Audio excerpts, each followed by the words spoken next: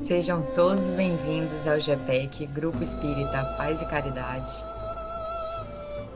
E a palestra de hoje tem como tema a perda de si, com Ivan César. Mas antes, eu vou ler uma mensagem. Tudo pode ser alterado sob a ação do pensamento. O pensamento é força, vibração que sintoniza com ondas equivalentes. O teu pensamento é o gerador das tuas ações, e estas as modeladoras da tua vida. Essa é uma mensagem da Joana de Ângeles. E, para começar, vamos fazer uma prece, fechar os olhos, agradecer a Deus a oportunidade de estarmos mais uma vez aqui reunidos em seu nome, para uma noite de aprendizado. Que os espíritos amigos nos guiem para que possamos aprender o máximo possível e absorver esse conhecimento. E que isso tudo seja guiado por Deus. Que assim seja, com a palavra, Ivan César. Muito bem-vindo.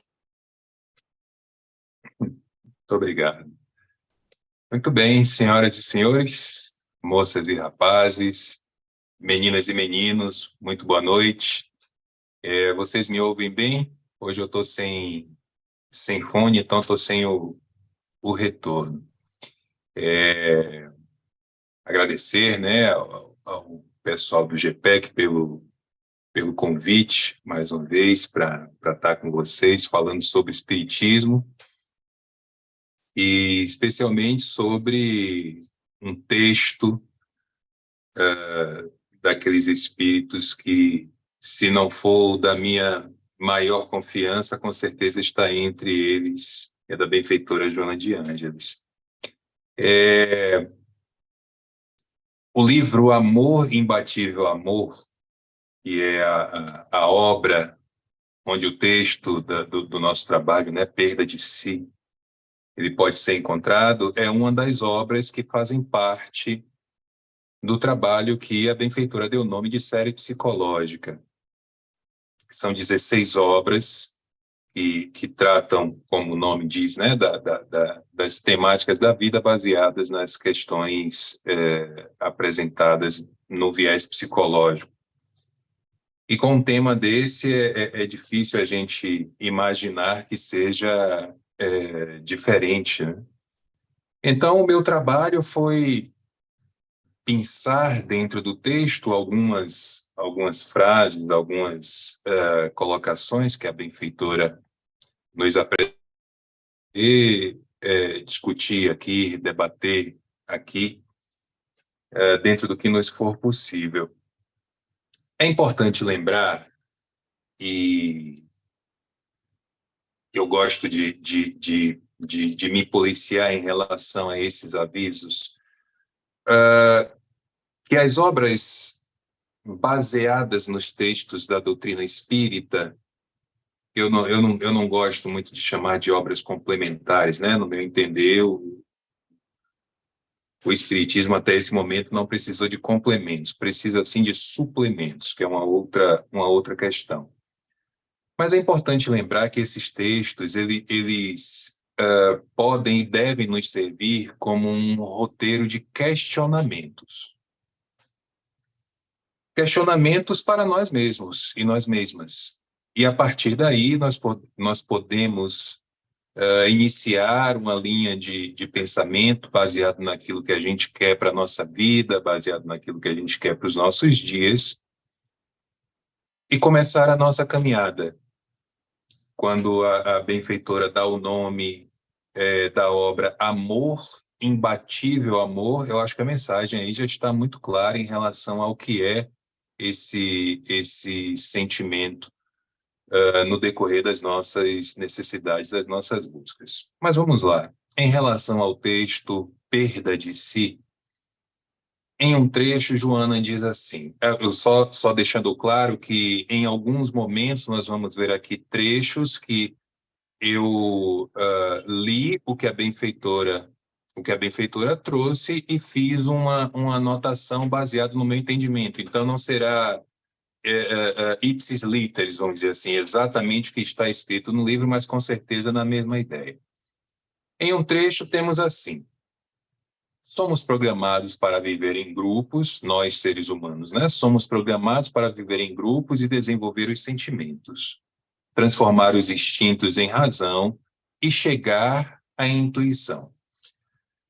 Essa ideia essa lembrança de que somos programados para viver em grupo, ela é tão importante que ela está lá em um livro dos Espíritos. O livro dos Espíritos traz uma lei, a lei de sociedade, que serve basicamente para nos lembrar disso. Ninguém vive sozinho. Ah, mas eu não preciso, ninguém precisa. Você precisa de um médico para ser atendido, você precisa de um gari para varrer a rua, você precisa de um profissional da Coelba para ligar a luz que vai iluminar a sua casa. Todos nós precisamos de alguém. Nós precisamos dos profissionais dos transportes públicos. Então, essa ideia de que alguém ainda pode ter, e infelizmente não é difícil encontrarmos pessoas assim, de que se vive sozinho sem depender de ninguém, ela é uma ideia equivocada. É mais uma daquelas confusões que a gente faz na pretensão de nos acharmos donos absolutos dos nossos dias, o que efetivamente não somos. Isso para falar das companhias materiais, né, das companhias encarnadas. Quando a gente pensa, e aí a contribuição da doutrina espírita é inquestionável, mas quando a gente pensa naqueles que estão desencarnados, a ideia fica mais forte ainda. Então, é alguém que nos sopra alguma coisa ali, alguém que nos direciona a algo que queríamos ou que não queríamos fazer, e assim vamos levando os nossos dias. Nesse convívio social, a gente vai desenvolvendo sentimentos dos mais variados, e são inúmeros, que afeta a cada um de nós de maneira diferente, que cada um de nós alcança de maneira e em um tempo diferente, a depender da caminhada que nós façamos. A benfeitora nos fala em transformar os instintos em razão. Podemos, então, entender que o instinto não pensa, não raciocina, não racionaliza.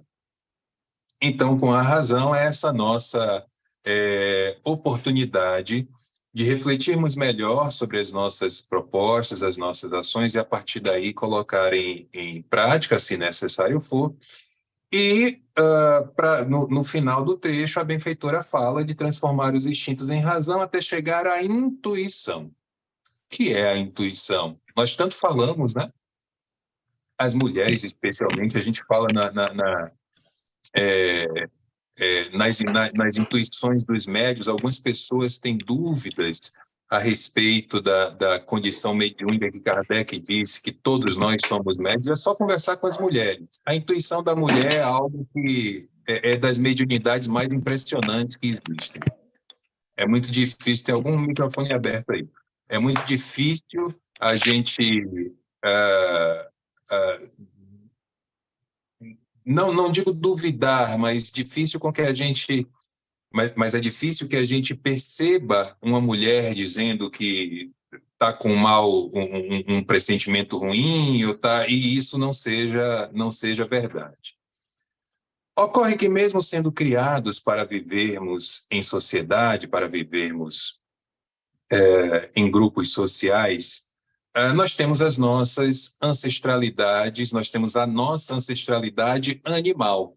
Antes de nos tornarmos seres humanos, nós éramos animais.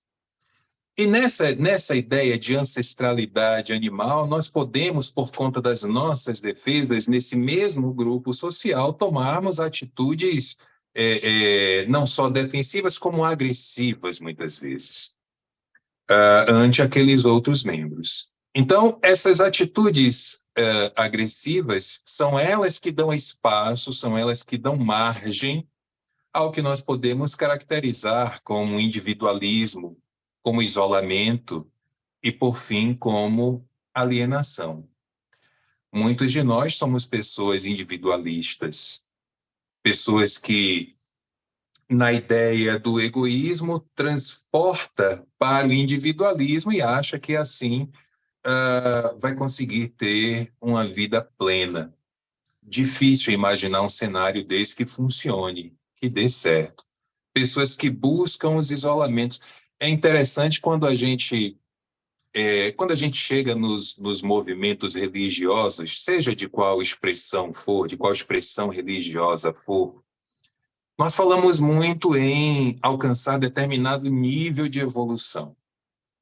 Nós queremos subir, queremos subir, queremos subir, e não raro a gente diz assim: o dia que eu chegar nesse nível, não vou querer saber de mais nada, vou viver lá no meu isolamento, na minha montanha, e deixa o mundo aí embaixo. Será que já refletimos a respeito desse tipo de afirmação? Qual seria a finalidade?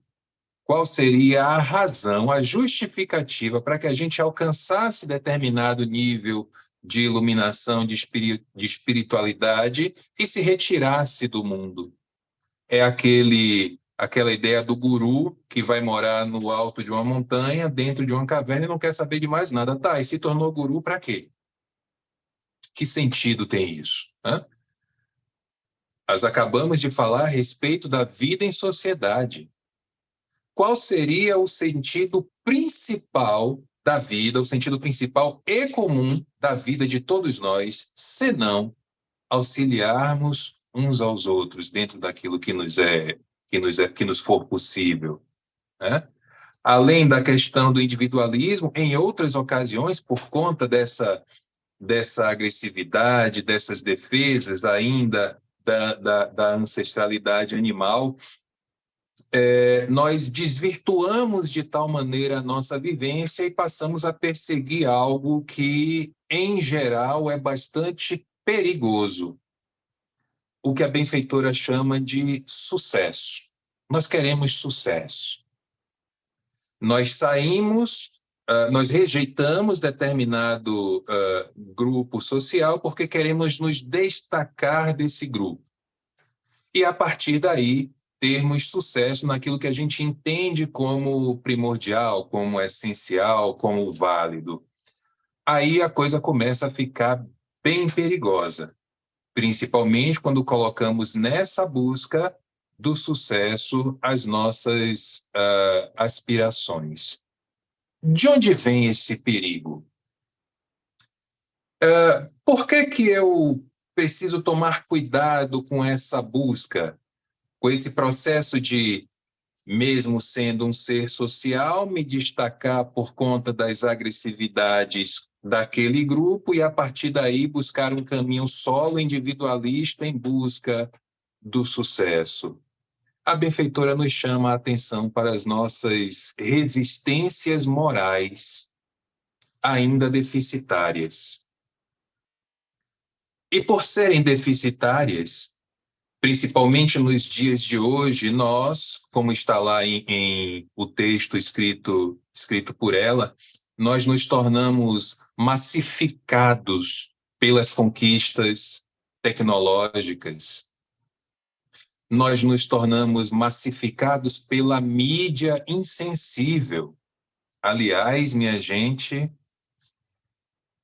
falar em mídia insensível, o negócio está cada vez mais complicado. Eu até fiz uma postagem recente no meu Instagram a respeito disso. É impossível você, pelo menos aquelas pessoas que conseguem ter algum nível de sensibilidade em relação às questões humanas, às questões sociais, é impossível você conseguir assistir hoje os telejornais sem se assustar.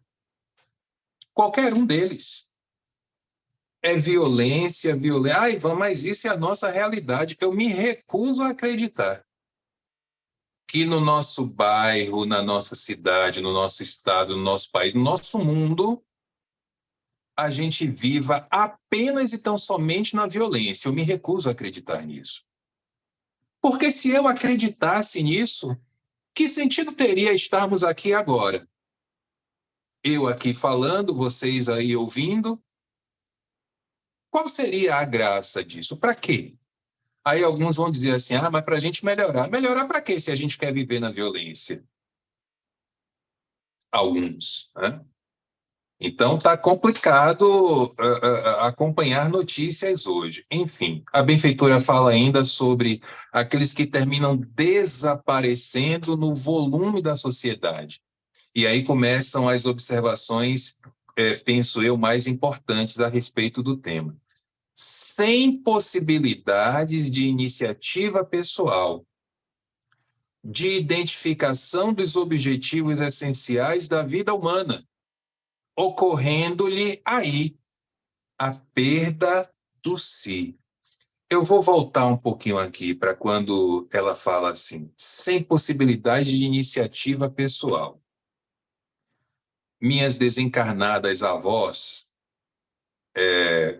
acredito que com vocês também era parecido, elas diziam assim, quem se junta aos porcos, farelo come.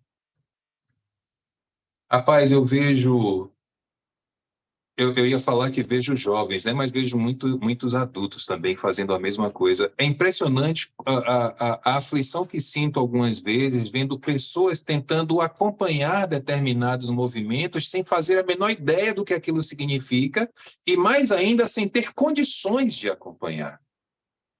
Para dar um exemplo muito simples, sabe quando você tem lá o seu grupinho de colégio, de faculdade, e de repente aparece alguém lá com um tênis lindíssimo, porém caríssimo, como geralmente é. Muito bonito, muito caro.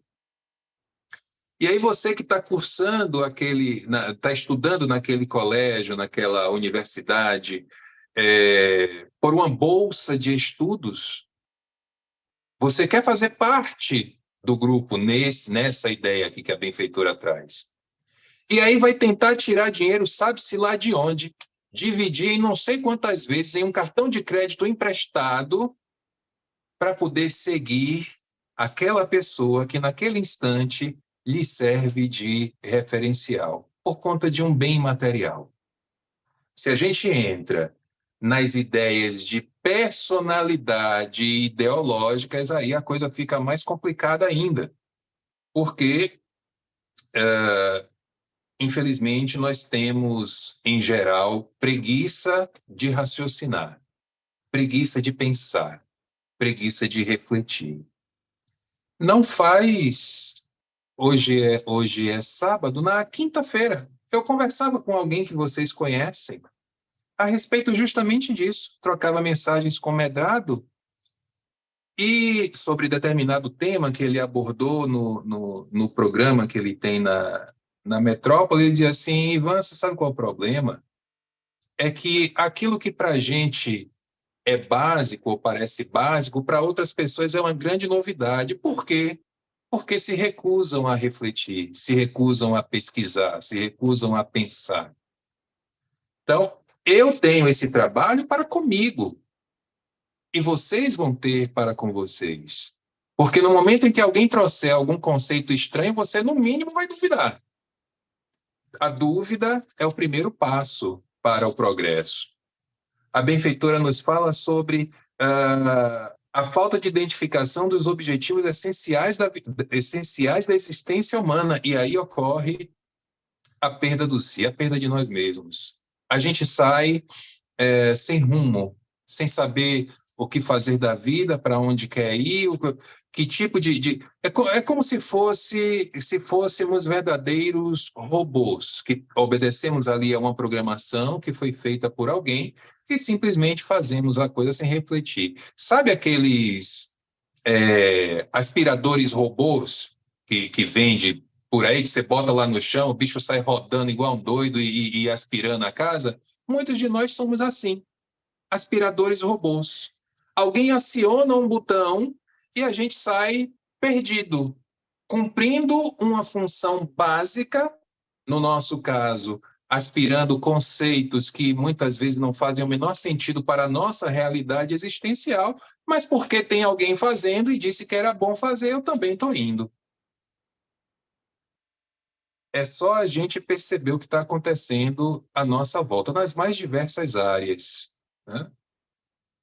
Muitas vezes a gente se coloca em perigos, perigos esses que nos fazem vítimas dóceis de pessoas que são, eu vou dizer, para usar uma palavra educada, de pessoas que são um pouco mais espertas do que outros, né? Dizia minha avó também, o mal do esperto é achar que todo mundo é besta. O esperto vai se dar bem, até que chegue alguém mais esperto que ele e diga, opa, peraí, tem alguma coisa errada. As suas aspirações dessa pessoa que se perdeu de si mesma, as suas aspirações, aliás, as suas são as aspirações e os gostos gerais, por sentir-se esmagado pela propaganda que o aturde, quanto mais ele a consome. Olha, tem uma... Eu não sei se eu chamo de corrente, mas enfim, eu vou chamar assim na falta de uma palavra melhor. Tem uma corrente de pessoas, em geral são jovens, semana passada, eu acho, eu fiz uma postagem sobre isso também. Essas pessoas resolveram, por alguma razão que também aqui não tenho interesse em investigar, mas essas pessoas resolveram se colocar na internet. Reparem que a gente começou no nosso primeiro slide aqui, a benfeitora já falava a respeito da mídia insensível, da massificação pelas conquistas tecnológicas. Olha o perigo que nós corremos em relação, por exemplo, a isso que está na nossa frente agora, seja celular, seja computador.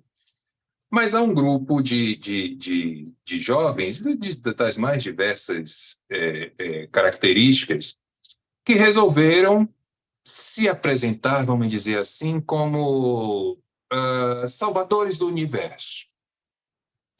Como assim? A internet resolveu dar a esse pessoal o apelido de jovens místicos.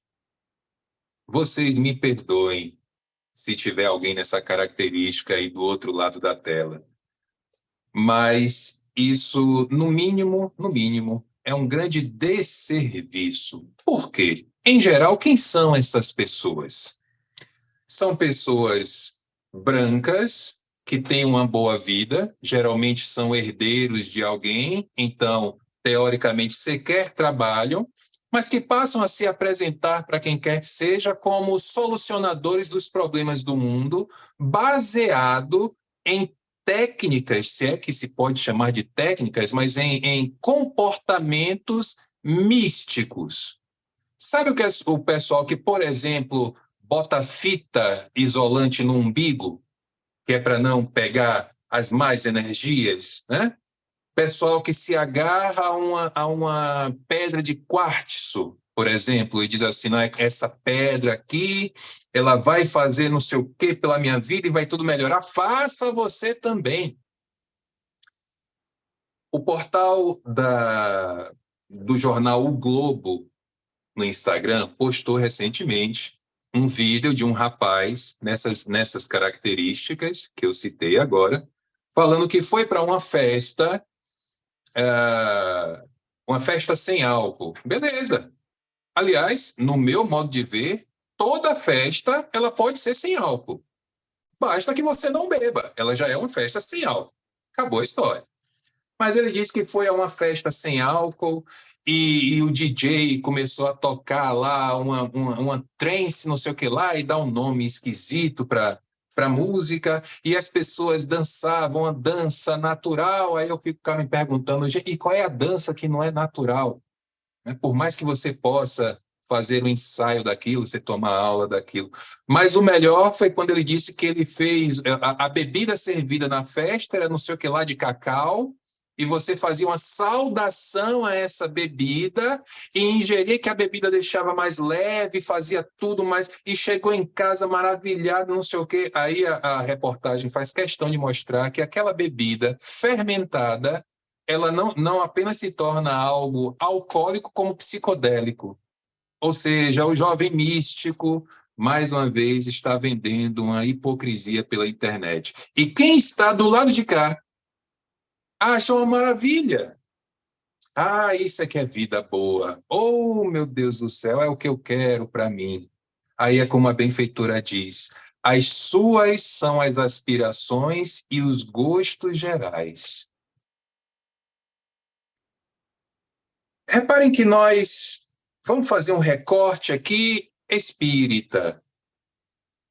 Aliás, eu vi. Não tem muito tempo isso, não. Isso foi na semana passada, se não me engano, que o meu amigo Pedro Camilo ele fez um trabalho aí para vocês falando a respeito do seu novo livro, né? Que fala lá sobre as tais cartas consoladoras. Ô, gente, na moral mesmo, será que vocês não estão vendo que isso é um golpe horroroso, não?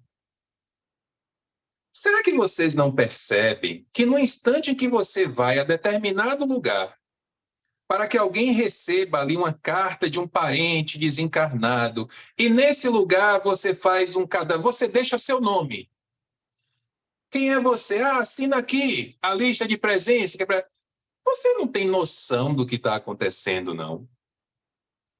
Uma vez eu fui convidado para fazer uma palestra em determinada instituição. Instituição que eu nunca tinha ido.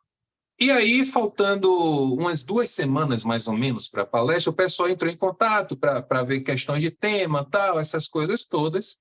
E eu procurei informações a respeito de como era o trabalho, o tempo que eu teria, ver questão de endereço, essas coisas todas. E aí eles me explicaram que a palestra funcionaria assim.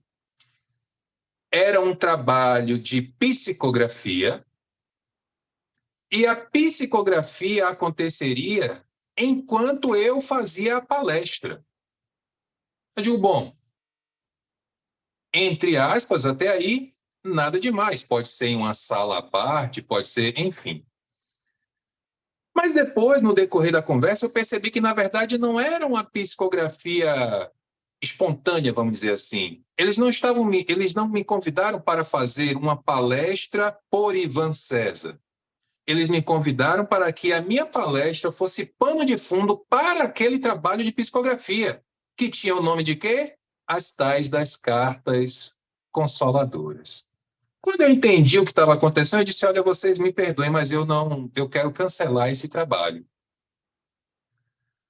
Por quê, Ivan? Aconteceu alguma coisa? Não, não aconteceu nada. Eu apenas não acredito nesse tipo de trabalho e posso trazer a vocês argumentações importantes de por que eu não acredito.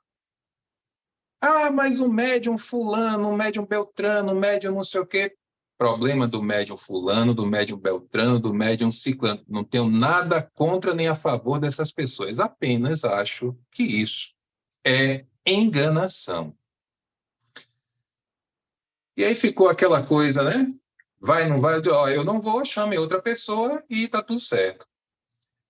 Para vocês terem uma ideia disso, Pedro Camilo escreve o seu livro e começa a fazer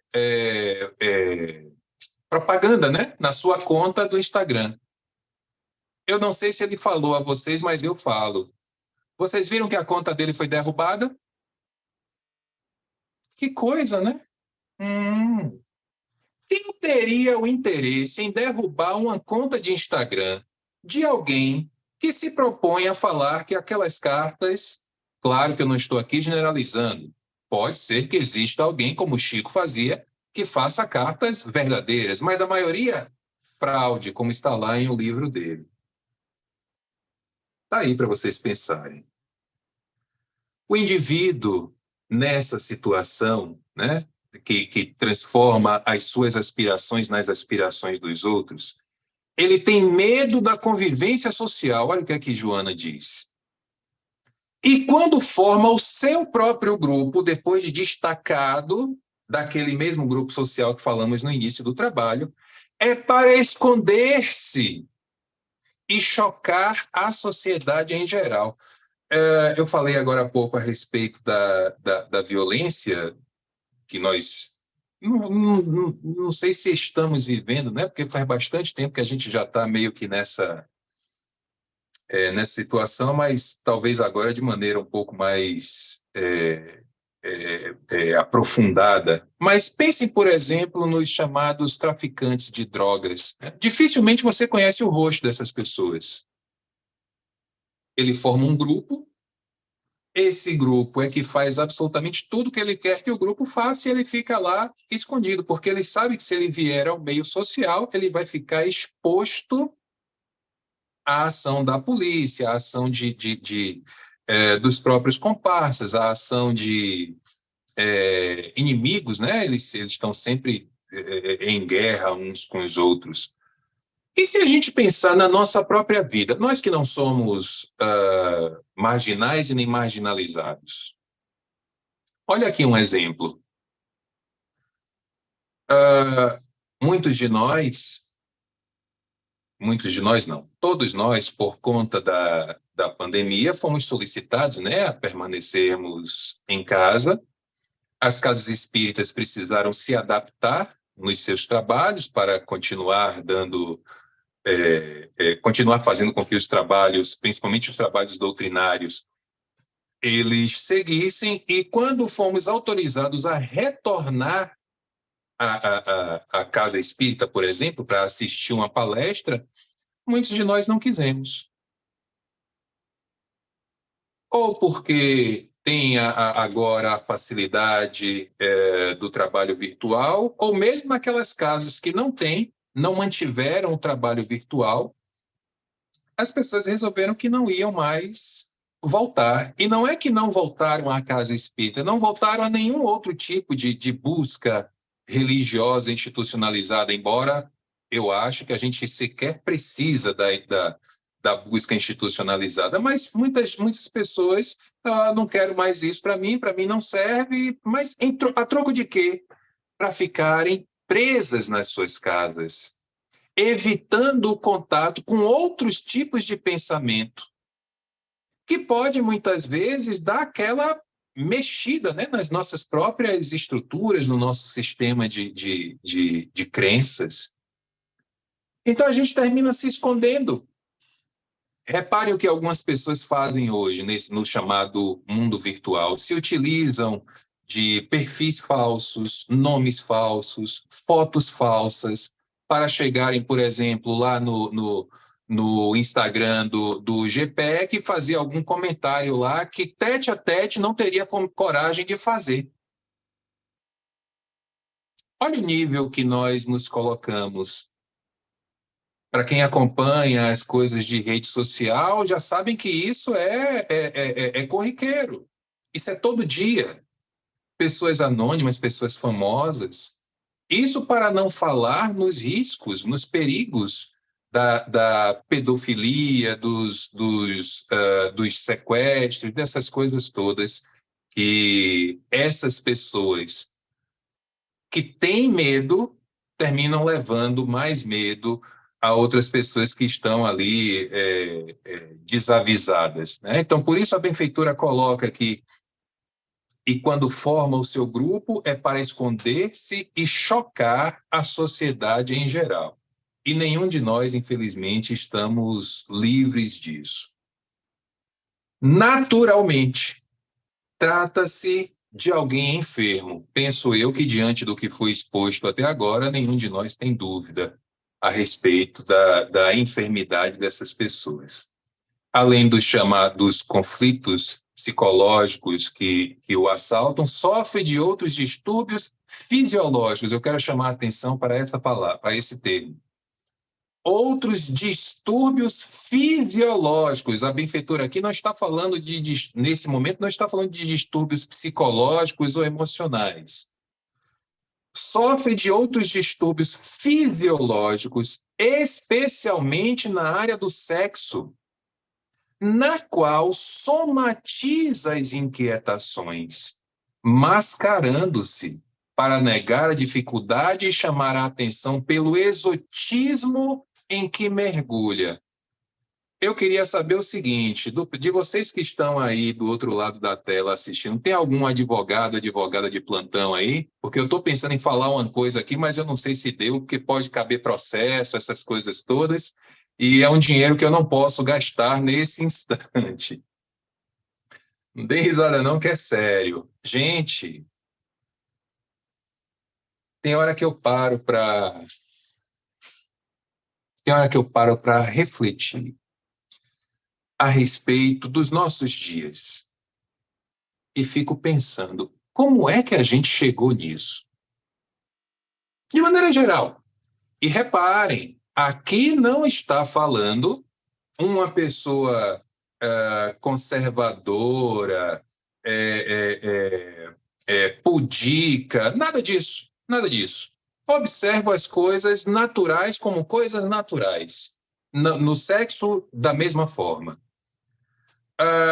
Por exemplo, só para dar um exemplo, para vocês começarem a se coçar desse lado aí. Toda vez que eu falo, vira polêmica, mas eu gosto de falar que entre aspas, obriga vocês a pensarem. Se eu chegar numa casa espírita, como eu estou agora, embora no ambiente virtual, eu estou numa casa espírita, e disser assim, eu, Ivan César, vivo em um relacionamento afetivo de trisal. Eu e mais duas pessoas. Isso vai ser um choque terrível para 90% do público. Se a conversa chegar na Federação Espírita do Estado da Bahia, então piorou tudo. Aí vão querer me excomungar, vão querer jogar na fogueira, vai ser uma confusão danada. Eu pergunto uma coisa a vocês. Vocês já leram o livro Nosso Lar? Já leram essa obra? Vocês, por acaso, recordam do caso de Tobias? Está lá no capítulo 38 do livro Nosso Lar. Tobias, para quem não recorda, ele é um dos principais ministros da colônia Nosso Lar, alta hierarquia espiritual. E quem quiser depois conferir, depois que a gente terminar o nosso trabalho aqui, é só ler o diálogo que Tobias tem na sua casa com André Luiz e com Lísias, acompanhado de quem, Tobias? Das suas duas esposas. Opa! Quer dizer que Tobias lá em Nosso Lar vivia em trisal? Onde é que eu quero chegar, gente? Eu acho que a gente termina perdendo muito tempo verificando a vida alheia. Eu acho que a gente gasta muito do nosso tempo tentando dar opinião em algo que não nos compete.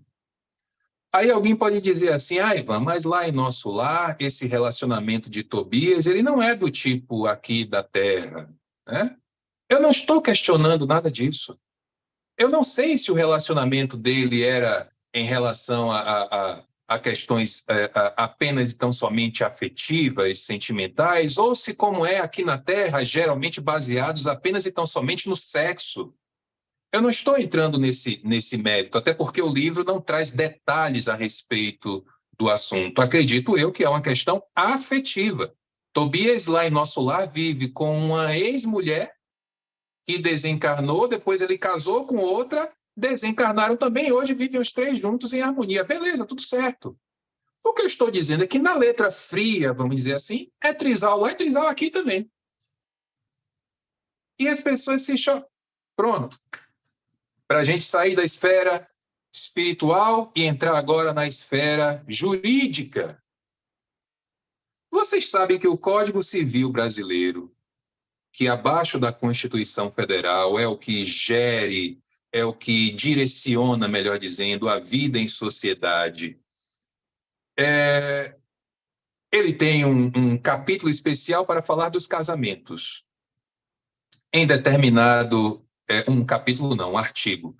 Em determinado instante desse artigo, salvo engano, o artigo 1566. O Código Civil, que teve a sua última revisão foi no ano de 2002, ou seja, já faz mais de 20 anos, ele fala a respeito dos direitos e deveres de um casamento. E em determinado instante está lá escrito sobre o dever da fidelidade e da lealdade. Eu vos pergunto, o que é fidelidade e o que é lealdade? Talvez cada um de nós aqui tenhamos um conceito distinto a respeito disso. E sabe o que aconteceu por conta disso? Por conta dessas duas palavrinhas que o Código Civil colocou lá? A jurisprudência para que a família poliamorista, ou seja, a família composta de 2 ou mais cônjuges, elas tenham os mesmos direitos civis e jurídicos do que a família convencional, vamos dizer assim, a família de 2 pessoas. E a gente continua aqui querendo olhar para a vida de quem quer que seja e pautar o caminhar das outras pessoas pelas nossas próprias experiências. Aí a benfeitora diz assim, trata-se de alguém enfermo. Para não entrar, porque a gente nem vai ter tempo para isso aqui, eu estou de olho no meu tempo de palestra para não passar, mas para não entrar na chamada hipocrisia religiosa, inclusive de nós espíritas, que condena no outro aquilo que nós mesmos fazemos. Pois bem, não raro, ao conseguir-se o êxito, depara-se com o vazio interior, a desmotivação, o tédio. Eu não sei se vocês já ouviram falar, acredito que sim, em um filhinho de papai herdeiro que se chama Elon Musk. A fortuna da sua família lá na África do Sul foi conseguida pela exploração de diamante roubado de tribos africanas, dos territórios de tribos africanas, e como é convencional que assim seja, os ricos são ricos porque roubaram de alguém. Mas, enfim. Esse jovem é aquela típica pessoa que a gente olha assim e pensa, rapaz, mas como é que uma pessoa dessa não tem o que fazer, não? Com certeza. Ele não tem nada produtivo para fazer, porque o esporte preferido dele é estragar as coisas. É uma pessoa com muito dinheiro, salvo engano, é o mais rico, é o segundo mais rico do mundo, e das últimas coisas que ele resolveu fazer, é aquele que tem lá a empresa, que quer levar o povo para a Lua, para Marte, para Plutão, sei lá onde é que ele quer levar esse povo. Eu só espero que ele vá fazer um passeio lá de submarino, como os outros bestas foram, mas ele agora resolveu estragar com a rede social que, por exemplo, todo jornalista usa, o Twitter. Por quê? Porque é uma rede de notícias rápidas, a comunicação no Twitter é muito rápida. Ele comprou, porque ele tem muito dinheiro. Ele comprou. Aí mudou um monte de coisa, mudou o logotipo. Aí eu fico pensando assim, beleza, ele fez tudo isso. Aí no final do dia ele botou a cabeça no travesseiro e pensou o quê? Geralmente ele pensa assim, bom, amanhã, imagino eu, né? Amanhã eu vou procurar alguma outra coisa para estragar.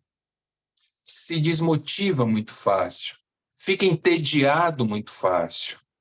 O vazio chega muito fácil, porque é uma vida que, ao que parece, não tem sentido. O único sentido da vida dele é gastar dinheiro e ganhar dinheiro. Só isso. Jogador de futebol, nosso craque. Não sei nem se é craque dentro de campo, mas imagine fora de campo, né? Neymar. Neymar agora ganha R$1 milhão por dia. Eu acho que desconfio eu, que vocês estão no mesmo patamar que eu estou. De sequer conseguir vislumbrar o que é você todo dia acordar com R$1 milhão na sua conta. Eu não precisava ganhar isso todo dia, não, gente. Mas se um dia na minha vida, nos meus 42 anos de vida, eu ganhasse, já me daria por muito satisfeito. como eu comento com um amigo, né, que também a gente conversa bastante sobre futebol, Neymar nada mais é do que um pobre menino rico. Apenas isso. Porque o que é a vida dele? A vida vazia, pelo menos daquilo que é mostrado na imprensa. A vida dele não tem sentido. Não quero aqui ser leviano, nem duro nas minhas palavras, mas é algo que realmente me assusta, porque é uma pessoa que, inegavelmente, tem um talento muito acima da esmagadora maioria dos seus colegas de profissão e usou esse talento apenas e tão somente para ficar rico. Por conta do seu trabalho, é bom que se diga, né? Se ele ganha o dinheiro que ele ganha, é porque alguém achou que ele merece ganhar. Mas será que o nosso... Eu posso estar falando isso também porque eu não tenho o dinheiro que ele tem, né? Mas será que a finalidade dos nossos dias é apenas ficar rico ou rica? Enfim. Aí a benfeitora começa a nos propor não vou dizer uma saída, né? Mas uma luz no fim do túnel para essa ideia da perda de si. Ela diz assim: a vida plena exige criatividade, movimentação, integração vibrante e satisfatória na busca do prazer essencial. A vida plena exige criatividade, movimentação, integração vibrante e satisfatória na busca do prazer essencial. Ainda ontem, eu conversava com um casal que me contaram a respeito de um plano que eles têm. Olha o que eles começaram a fazer. Os dois já com as suas graduações, com as suas vidas estabelecidas, e eles disseram que já começaram a colocar em prática, na verdade. Começaram a fazer uma outra graduação em psicologia. Para quê? Para colocar em prática um projeto que eles têm há algum tempo. Que projeto é esse? Montar uma instituição para abrigar crianças órfãs, em especial aquelas que já passaram da idade da adoção. A gente sabe que quanto mais velha a criança, mais difícil ela ser adotada. E por que eles estão fazendo a graduação em psicologia para colocar esse plano em prática? Porque eles querem que esse processo da adoção, se acontecer, porque há o risco de não acontecer, ele seja alicerçado por uma direção psicológica, por um cuidado psicológico. Eu, particularmente, não sei como é que funciona o processo de adoção em relação a essa questão de acompanhamento profissional, né? Não só para quem está adotando, como para quem está sendo adotado, principalmente crianças. Mas eu achei o planejamento deles assim uma coisa, sabe, daquelas coisas que você pensa assim, essa é uma vida que tem sentido. Essa é uma vida em que essas duas pessoas disseram assim: o que eu quis para a minha vida eu já consegui. Agora eu quero fazer algo para ajudar a quem ainda não conseguiu. Não ajudar a ter uma propriedade, a ter muito dinheiro. Não, não, não. Apenas dar uma organizada na casa mental, para que amanhã não sejam essas pessoas a estarem perdidas nos seus próprios labirintos, né? Não sejam essas pessoas a não saberem, a não terem um discernimento a respeito daquilo que a benfeitora chama do prazer essencial. Nós temos diversos prazeres.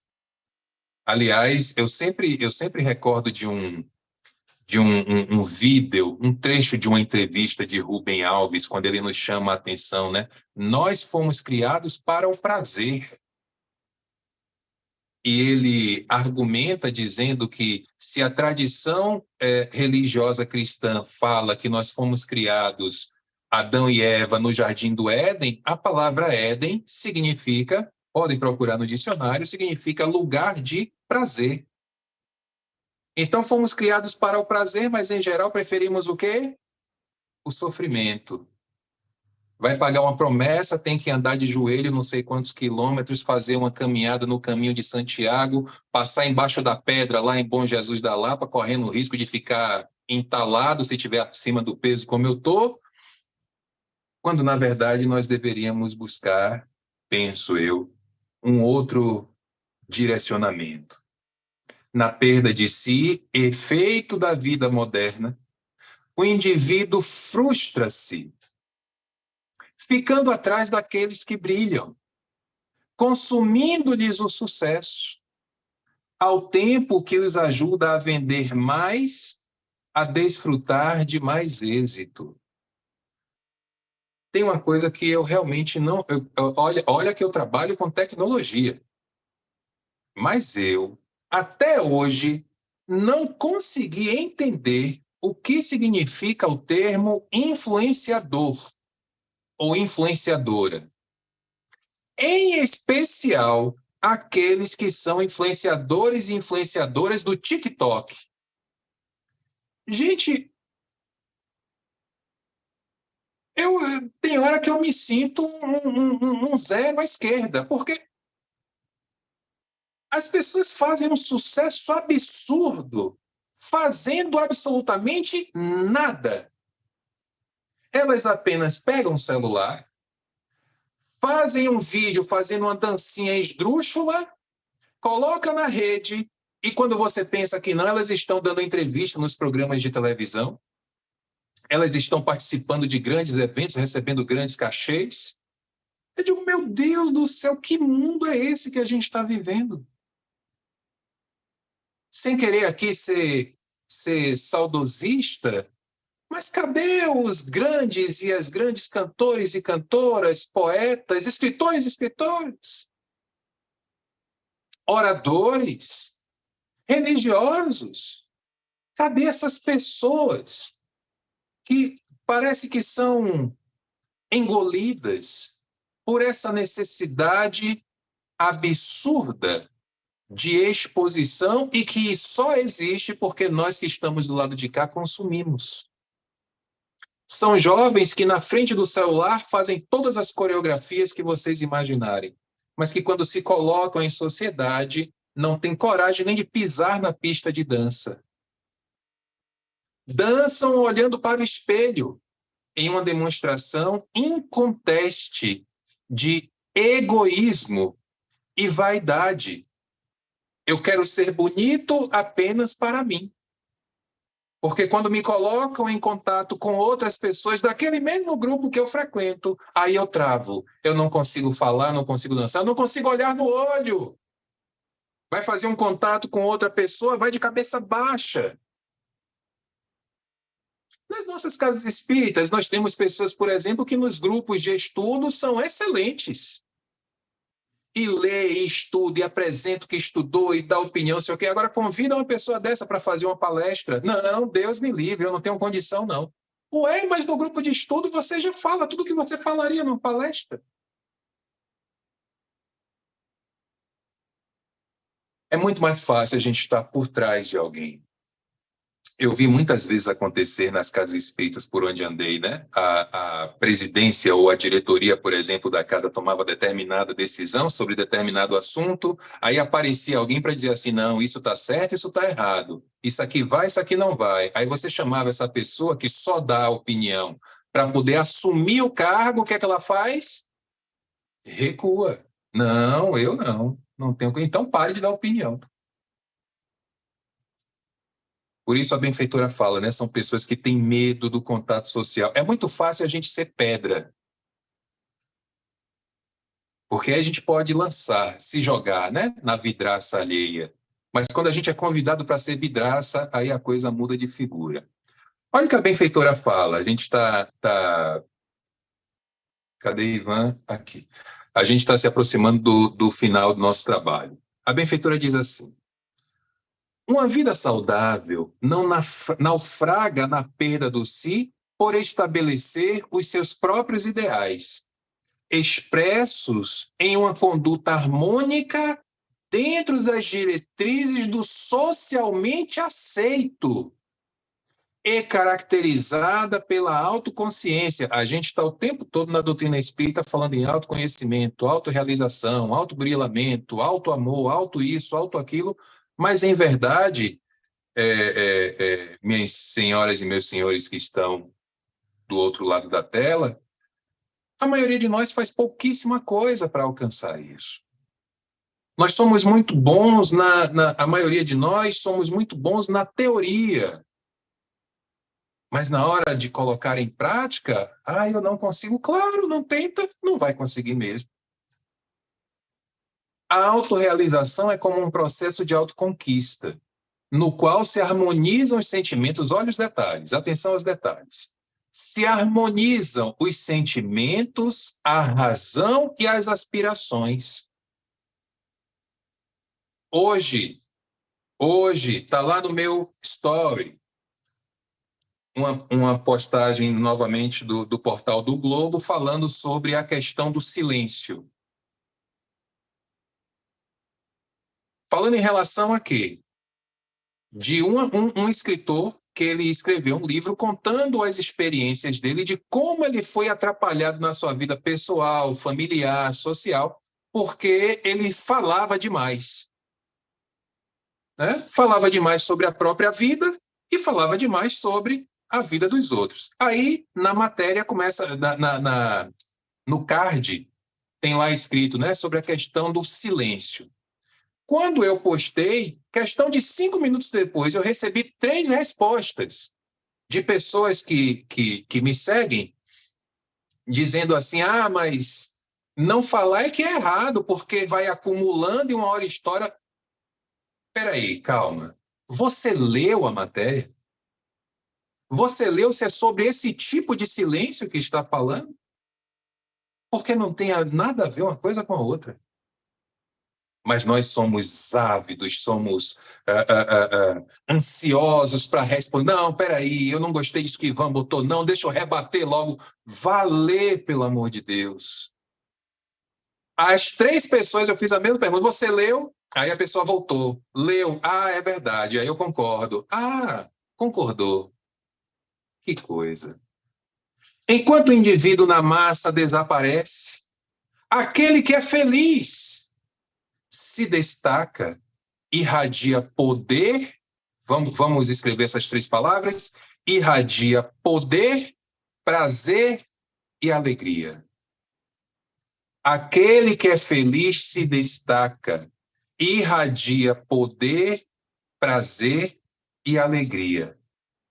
Pode não ter valores materiais que despertem as ambições, mas são ricos de saúde moral, de paz, de equilíbrio. Toda vez que eu desejo feliz aniversário para alguém, eu sempre digo assim, dentre as coisas que eu desejo, digo assim, dinheiro no bolso. Aí algumas pessoas acham graça, eu digo, claro, dinheiro no bolso. Nós precisamos de dinheiro no bolso, temos contas para pagar, temos que sobreviver, temos alimentos para comprar, essas coisas todas. Mas o dinheiro no bolso não pode ser a essência dos nossos dias. Lembrando mais uma vez minha avó, quando alguém falava em riqueza, minha avó dizia assim, mas eu sou, sim, muito rica. É mesmo, eu sou rica das graças de Deus.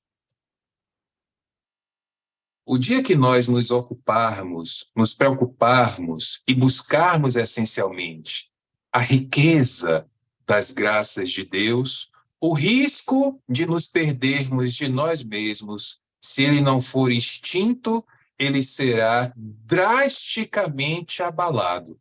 porque aí sim nós estamos buscando um outro tipo de conexão vivencial, que com dinheiro ou sem dinheiro vamos saber lidar com as dificuldades que podem nos visitar. Então, minhas senhoras e meus senhores, vamos lembrar de que, como eu disse, as três palavras, né? A pessoa feliz que irradia poder, prazer e alegria, ela pode ser, e espero que já seja, qualquer um de nós e todos nós, se nós assim o quisermos.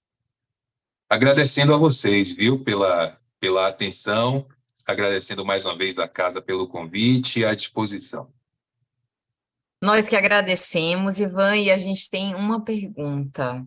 Já que Ó, você falou sobre as psicografias, o que que você acha sobre as psicografias de Chico Xavier, as cartas do Chico para as pessoas? Chico, em primeiro lugar, Chico vivia uma época em que nós não tínhamos a facilidade tecnológica que temos hoje, né? Chico morreu em 2002. Em 2002, a internet popular, se é que a gente pode chamar assim, ela tinha menos de 10 anos, ela tinha só 8 anos. Foi em 1994 que a gente começou com essa coisa de esperar da meia-noite para pegar um pulso de telefone, acessar a internet, aí conectava, o modem fazia aquele barulho horrível e tal. Então, Chico viveu em uma época que, quando as pessoas iam até ele para buscar um consolo, buscar um lenitivo, primeiro, até onde eu saiba, Chico não perguntava o nome de ninguém, ele apenas escrevia. E segundo, até por não ter condições de fazer isso, ninguém ia ao Google para pesquisar a respeito do nome daquela pessoa e ver se tinha alguma informação na internet. Chico pode ter escrito alguma carta dentre as milhares, talvez milhões que ele escreveu, que não foi assim, né, tão realista, que pode ter alguma informação equivocada? Pode sim. A mediunidade não é certeza de acerto. Mas uma coisa eu tenho certeza. A grande maioria das cartas que Chico trouxe, seja para direcionar alguém ou para montar um livro, o que quer que seja, são cartas confiáveis. Por quê? Porque trazia detalhes e, essencialmente, assinaturas que não se tinha como imitar. Inclusive, há processos jurídicos onde pessoas foram inocentadas por conta de psicografia de Chico Xavier. A assinatura que Chico fez foi idêntica à assinatura da pessoa assassinada. E isso foi levado a exames acho que são grafologistas, se não me engano, o nome do profissional especializado em analisar letras. Então, aí são provas científicas, né? Então, não tenho muito o que a gente questionar. Pode ter acontecido algum equívoco? Pode, mas eu tenho certeza que os acertos foram infinitamente maiores do que qualquer equívoco cometido por Chico. E quando eu falo das cartas consoladoras, gente, só para não deixar dúvida nesse sentido, eu não estou aqui questionando a psicografia, não, muito pelo contrário. O que eu estou questionando são determinados métodos que médiums se utilizam para enganar, para ter fama, para, enfim, para essas coisas que a gente está vendo por aí. Prontíssimo, esclarecedor mesmo. Não precisa pegar o nome de ninguém para saber nada da pessoa, não é isso? Pois é. Bom, Ivan, mais uma vez, muito obrigada. A palestra foi ótima, elucidativa. E eu vou agora passar alguns recadinhos do nosso Centro Espírita.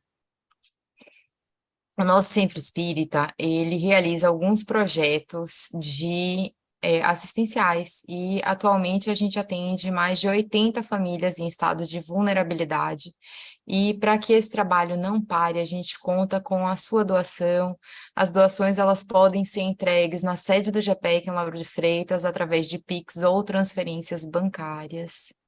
E quero agora também falar sobre a Feira da Pichincha, que acontece toda terça-feira no GPEC, das 9 às 11h30, com muita oportunidade de todo tipo, roupa, bolsa, sapato, acessórios.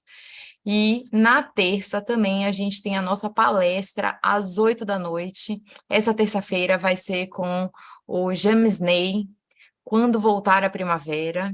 E nas quartas-feiras, no nosso centro, a gente tem as entrevistas de atendimento fraterno à 1h30 e a palestra às 2h. Essa semana a palestra é com o Sérgio Vilar, A Fé Cega e a Fé Raciocinada.